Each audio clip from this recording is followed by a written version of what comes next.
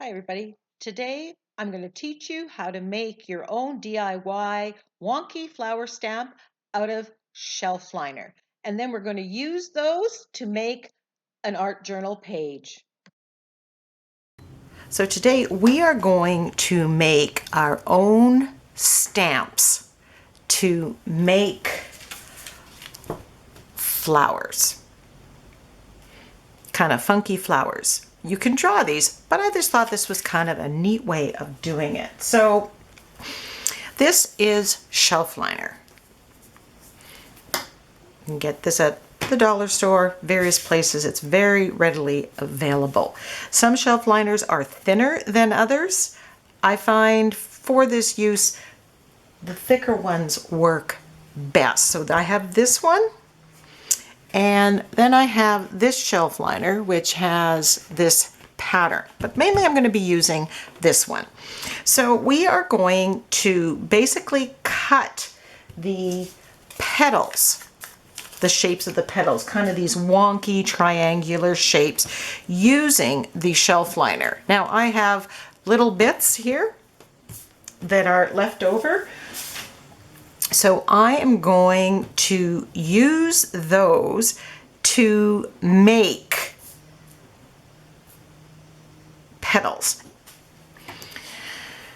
So what we're going to do is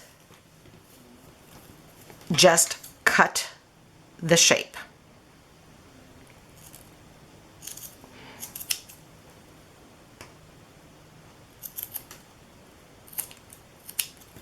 And any shape is good. You can make it as long or as short as you want.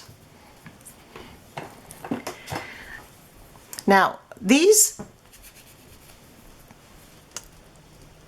they will adhere somewhat to an acrylic block. Sometimes it comes off, so you can glue this down onto foam board or cardboard.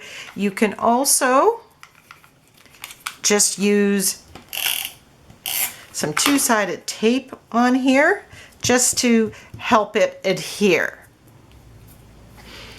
Now once you have your shape, whatever shape you and size you want, I like to test out the size, and I'm just going to use archival ink for that.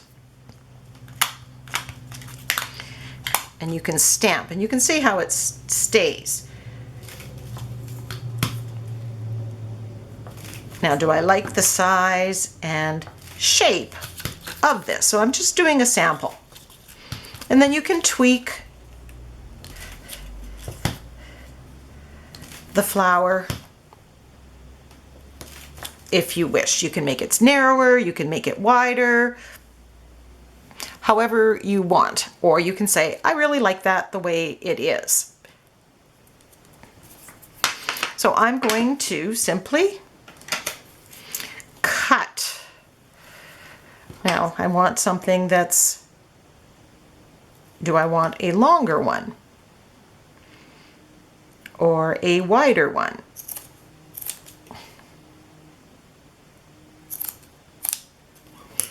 So we have a bit of a different shape here.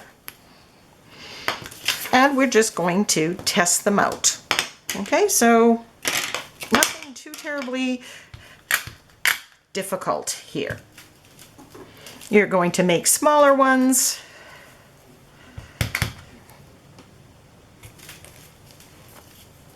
And then you can just build your flower accordingly. So I have a small one here, we have some medium, some larger, and I've got just a variety of sizes on here.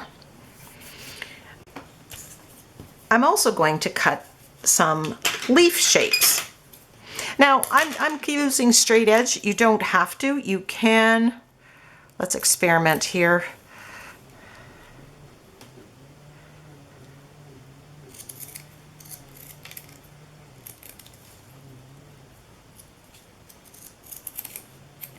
You can kind of do a wonky, kind of rounded shape. Let's see how that works. Does it make a difference? Do we see it?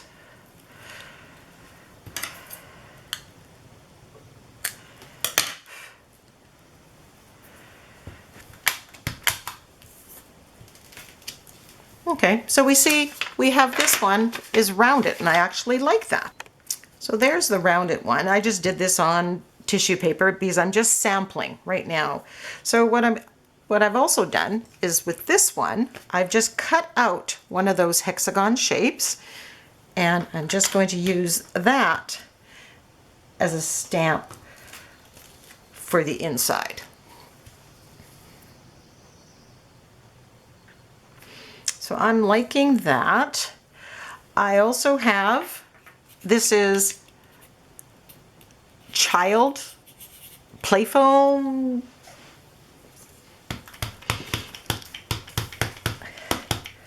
that I cut out.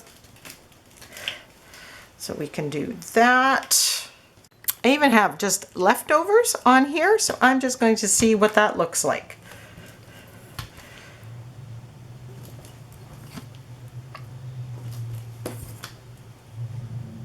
So this, you could use this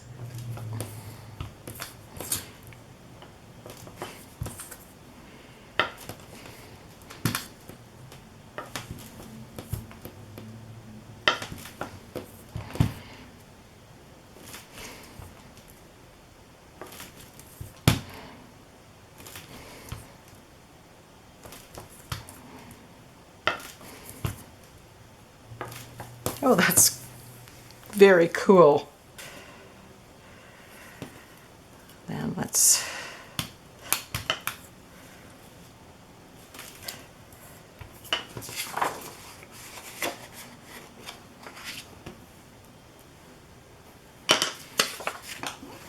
so I have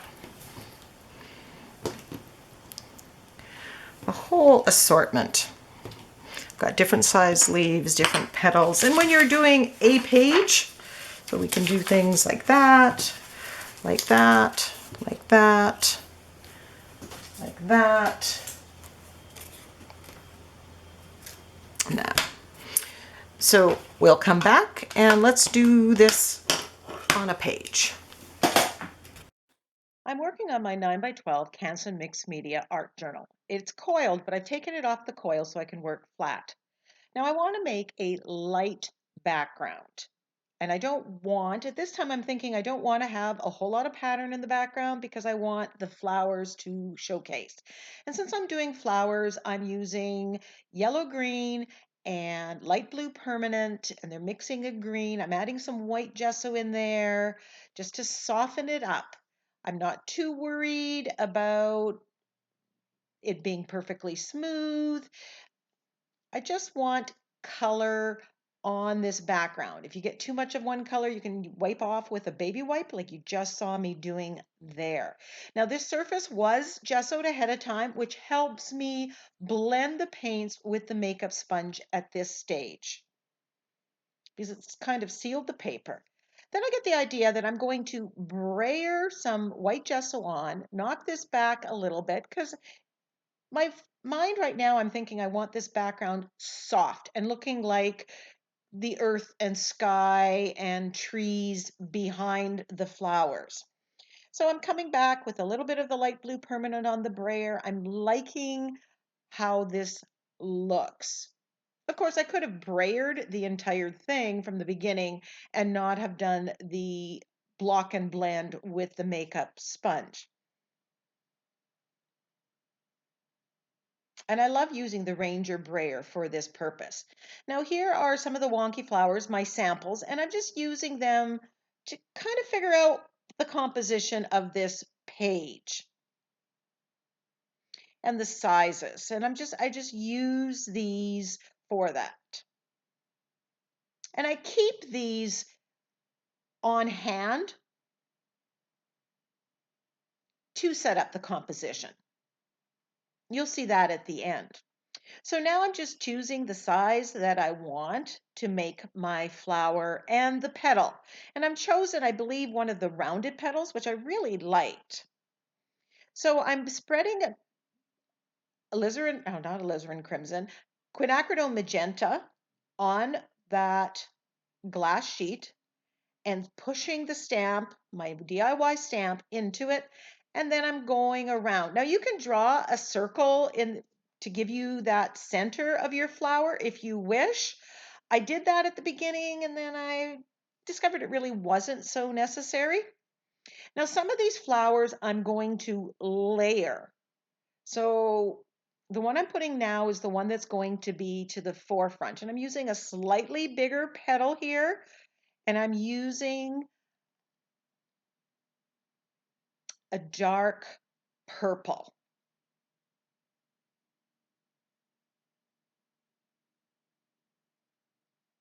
Dioxazine purple. And this one doesn't have the round shape. So I'm just choosing different petals, different shapes, just as if you would see that in the flower garden. And I'm taking the time to use a baby wipe and wipe off the acrylic paint off my stamp. Now I want to layer some. I didn't leave enough room for a small one there.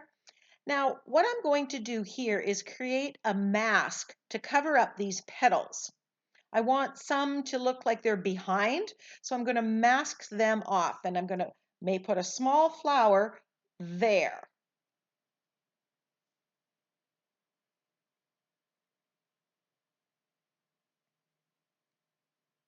So I'm drawing the center, pressing into the acrylic paint, and pressing down. And instead of going on top of the flower petal, that purple flower petal, it's going on the mask.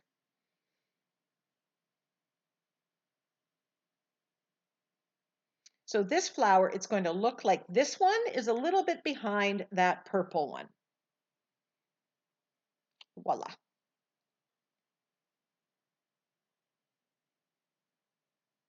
It's a trick I learned by watching card makers. I am not a card maker or really a stamper. So I'm drawing the circle, picking whatever petal size I want, and here I'm going with turquoise. So the colors I've used are quinacridone magenta, turquoise, and dioxazine purple. You can even mix colors on your craft sheet or glass mat, and then you're going to kind of get a two-tone flower. Now I have lots of other ideas after doing this of different ways, maybe get some different effects using these wonky DIY stamps. So subscribe to my channel and you'll see follow-ups where I'm using these stamps in other ways. This flower I'm putting right off the page.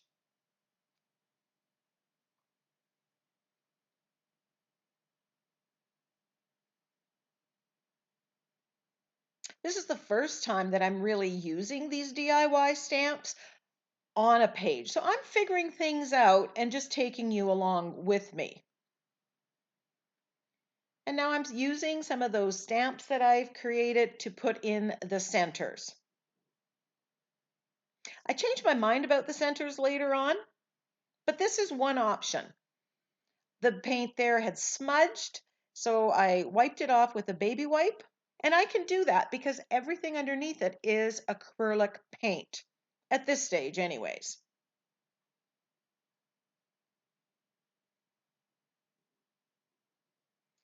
I'm playing with the leaves and I decide that I'm not going to put the leaves on. Now I wanted to make these petals a little more standoutish. So I start shading them with the floating acrylic technique, but then I have another idea. I grab my Stabilo All pencil and I'm sketching around these petals. Now the Stabilo All pencil is water activated and it will remain water activated all the time. So you got to know that. But I'm kind of going scribbling around these and then activating it. And I like the look of this with the shading that I've done. So I've figured out that I will probably combine the shading with the acrylic paint to make it look a little bit more pink. And then I like the black outlining with the Stabilo All pencil. And it's imperfect with that sketchiness. I'm trying to hold my pencil loosely. I'm not trying to be perfectly precise and go exactly where I've stamped. They are wonky flowers. They are not realistic. And I'm just loosely water activating this. You need to let go of perfection.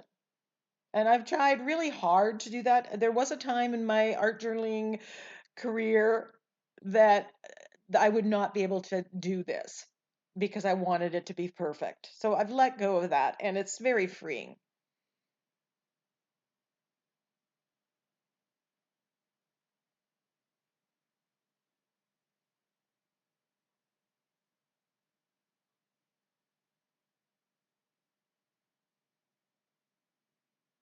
So there I'm sketching around, doing kind of one line, two lines around it, which just adds to the wonkiness of this flower.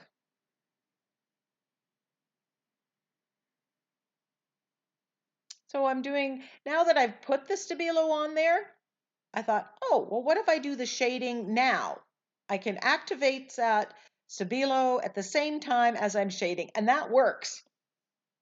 It kind of mixes with it, gives another blend. So whether you do all the acrylic shading first and then do the Stabilo all pencil, or whether you do the Stabilo all pencil first and then do the shading, or do it kind of in tandem like I'm doing now, it all works. Every one of those is going to give you a slightly different effect. You may like better or not. So you try the different ways and see what works for you. Have fun with it.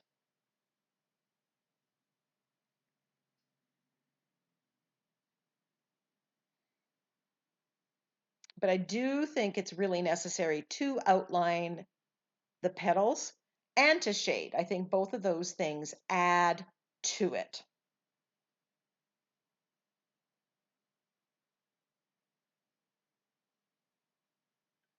Here I'm shading with the turquoise.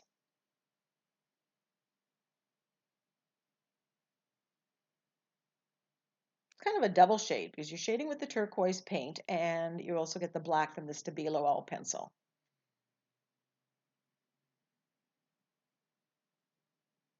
Now you can use the same shelf liner or various other ones that you can find and make stamps that you can use as mark makers on your page, or that you can use to create not only flowers, but whatever you have in your mind. So I'm just touching this up, reactivating, adding more Stabilo. Now the thing about Stabilo, it will be water activated. So because I'm doing it at this stage, it does have impact later on. Now, the fact that it's water activated, if you have it someplace and you don't like it, you can go in with a baby wipe like I'm doing here and getting rid of it. But if I do add any water later on, it will also reactivate, and that can cause problems.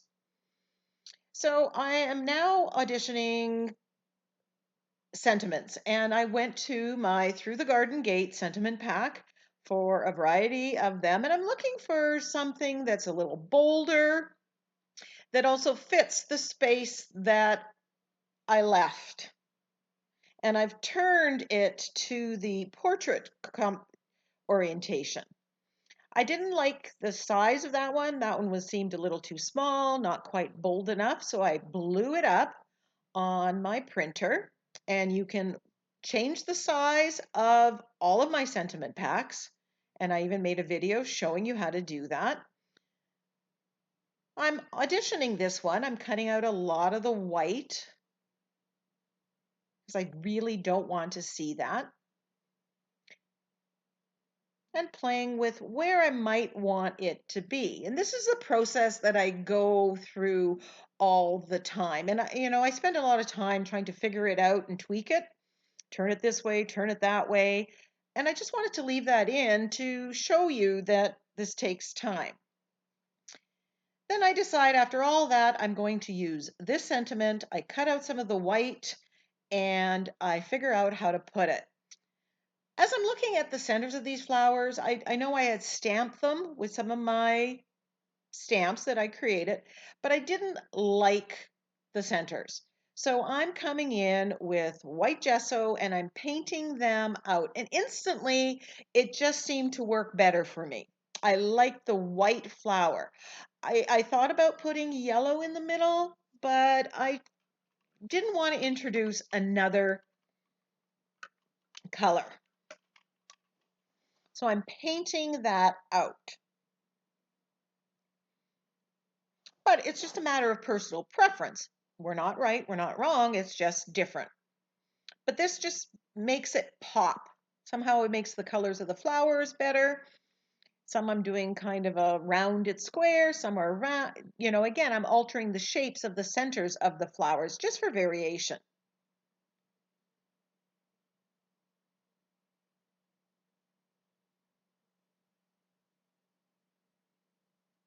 Then I decide after all of that, I want to add some pattern to the background. So I grab this screen view stencil from the Crafter's Workshop and I'm coming in with turquoise and stamping in the areas. And I'm not overly concerned if I go over top of the flowers a little bit. I didn't do this first because I didn't want that to show through the flower. So after I do it with the turquoise, I decide I'm going to come in with some white, and I'm using white acrylic paint. And the checker kind of matches the stamp from the shelf liner. And I'm really liking that effect. And having some pattern in the background isn't really taking away from the flowers. And I think that's because the flowers have been outlined with the shading, with the acrylic paint, as well as the Stabilo. Now, in a perfect world, I should have done any of the stamping in the background should have been done before I outlined and shaded my flowers, especially when it comes to using the Stabilo, which will be water activated. Because wherever I put white paint and it touches the Stabilo, it turns kind of gray. But I was figuring this out as I went.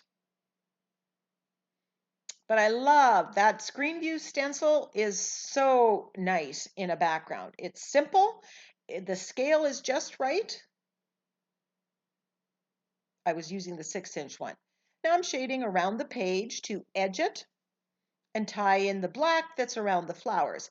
Now again, anytime I touch anything of that Stabilo, it's going to reactivate. So I keep telling myself in my head, remember it's Stabilo, Karen, it's going to reactivate. Remember, be careful, don't touch it, don't add too much water, be careful. So if you're using something that's water activated, no problem. You just have to do things a little differently. Then I'm shading the center of the flower as well.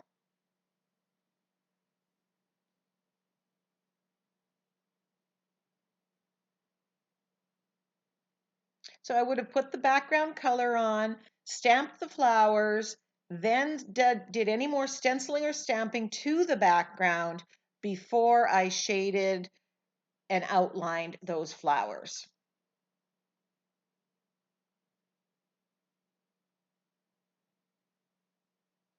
These flowers, these, wonky, zany flowers are they just make me happy. So again, I'm using fluid matte medium here, but I'm reminding myself, don't touch any of that Stabilo because that's just going to smudge.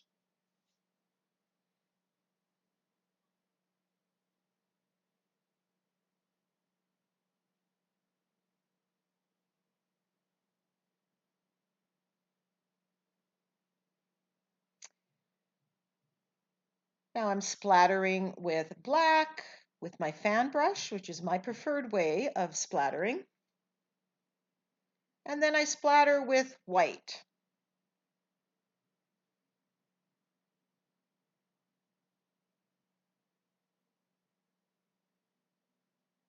Just to add a little bit more interest to my page.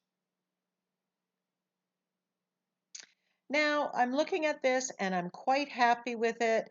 I'm just getting all my little bits, my patterns and templates, and I'm going to put them all away in my little plastic pouches, and I'll save them for when I want to do some funky flowers again.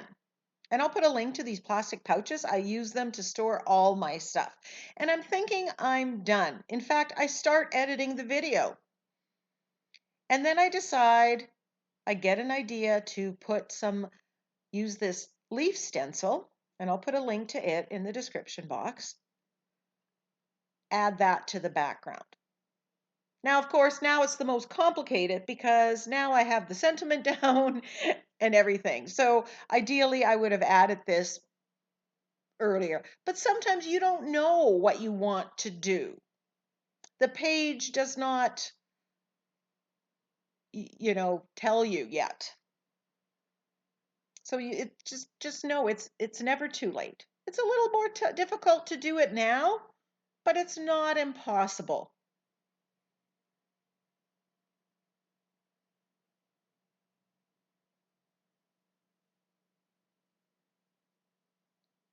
And you can learn from my mistake and do it in the more correct order.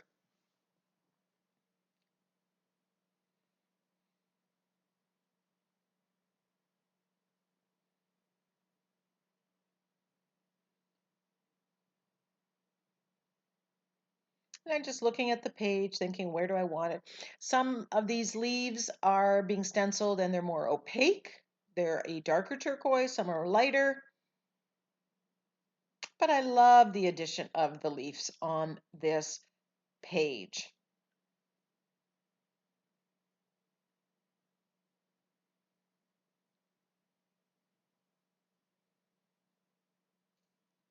Do you like the leaves on there, or would it look better without the leaves? Then I decide to grab my script stamp and add a little bit of script along the way. These flowers are bold enough to handle more pattern in the background, and initially I didn't think they would. Close-ups of this page are coming. Give me a thumbs up, leave me a comment. Now go make your own funky flower DIY stamp and page.